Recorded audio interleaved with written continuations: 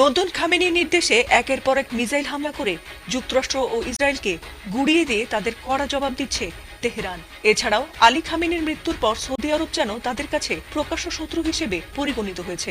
আর তাই ইরানের উপর হামলা চালাতে ট্রাম্পকে বারবার উস্কানি দেয় শুরুতেই সৌদি আরবের সবচেয়ে বড় তেল শোধনাগার আরামকোতে ভয়াবহ হামলা করে সেটিকে বন্ধ করেছে ইরান। আর সেই হামলার পর সেখানকার আরো দুটি তেল শোধনাগারে হামলা করায় সবচেয়ে বেশি ক্ষতিগ্রস্ত হয়ে বেশ বিপাকে পড়েছে সৌদি যুবরাজ সালমান।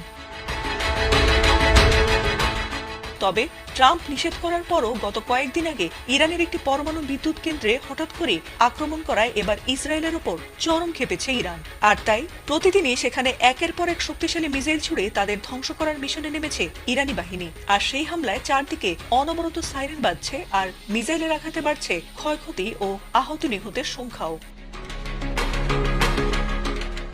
যদিও সৌদি আরব, কাতার সহ মধ্যপ্রাচ্যে উদযাপিত হচ্ছে পবিত্র ঈদ উল ফিতর, তবে পবিত্র ঈদের দিনও যেমন থেমে নেই যুক্তরাষ্ট্র ও ইসরায়েলের হামলা, তেমনি বসে নেই ইরানও। তাদের দেশে হামলা করায় এবার নতুন ভয়াবহ মিসাইল দিয়ে ইসরায়েলের গুরুত্বপূর্ণ হাইফা শহরের তেল শোধনাগারে হামলা চালিয়েছে ইরান।